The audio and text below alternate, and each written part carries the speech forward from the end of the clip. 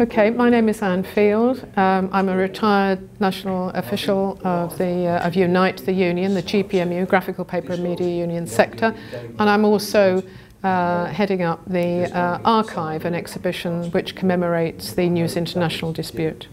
It came about as a consequence of an idea to commemorate the dispute in 1986 when Rupert Murdoch sacked 5,500 workers from Times newspapers and from newsgroup newspapers, so The Sun, News of the World and so on. It was a very bitter dispute which arose out of differences with the company, as we thought, but then we discovered that in fact it was more of a conspiracy than differences, and people who were sacked never got their jobs back, the union was never recognised again, and it changed the industry forever. How did it change the industry when we're talking about the print industry? We're talking about the newspaper, the national newspaper industry. It had two effects. First of all, it paved the way for other employers to dramatically reduce jobs, but also change terms and conditions of employment. Most of them were going to move to Docklands anyway, so that was a lesser of an effect. But the other effect that it had was that there was then no effective antidote to management excesses, either in terms of treatment of workers or content in newspapers. And as a consequence, it's our contention, and the contention of many others, that the standard of journalism in Fleet Street, the treatment of journalists themselves, absolutely plummeted from 1986-87 onwards, and the ruthlessness of Murdoch in sacking 5,500 people extended to his activities and the activities of the company generally, hence phone hacking, dealings with the police, public officials and so on. And I think the scandals that have been exposed in very recent years are a reflection of how unfettered power can influence the whole of public life. So for us, there's not only a significance because of what happened to the workers and what happened to trade union organisation,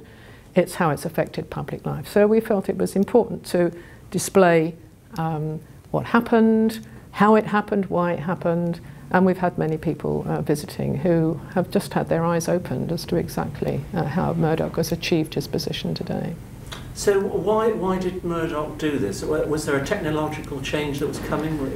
Was the price of newspapers too expensive? What was the driving force behind it? Well, we believe that the driving force behind it was to dump the whole of the workforce and to dump trade union organisation in order to finance further investment in America, in what became eventually B-Sky B, but also to acquire a dominant position in contract printing and newspaper printing in general in the United Kingdom. And given the fact that as he owned the Times newspapers as well as newsgroup newspapers, and now has access to the viewing population via Sky television, over 60% of the adult population in this country are now influenced or affected by Murdoch operations. So as well as financial power, we also believe that it's political power and influence that Murdoch has been after, as in Australia and also now as well in the United States. So there's a variety of motivations. The dispute itself was never about new technology. We were already negotiating for new terms and conditions and new systems, and Times newspapers had had photo composition for many years, or several years before the dispute even started. We had tried to negotiate with Murdoch. The company stopped negotiating with all of the chapels and all of the unions in the early part of 1985. We tried to restart those negotiations, and it was only 6 months after a long interval that the company then called us to negotiations and said they wanted not to talk about the move to Wapping of the Sun and News of the World, but to talk about a new paper called the London Post.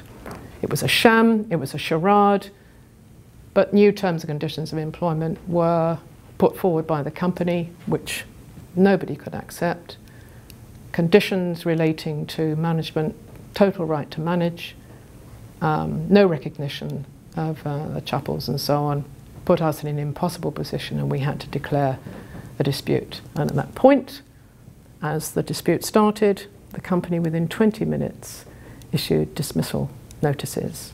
And of course, within a fortnight, the actual plan of the company was revealed by a letter from the company's solicitors, Farrers, also the Queen's solicitors, to the effect that the best way of getting rid of an entire workforce is to create a dispute, get the unions and the workers to go on strike, and then sack the lot, which is exactly what happened. And that letter was published within a fortnight of the dispute starting, and the rest, unfortunately, is history. And that's what we're displaying in this exhibition.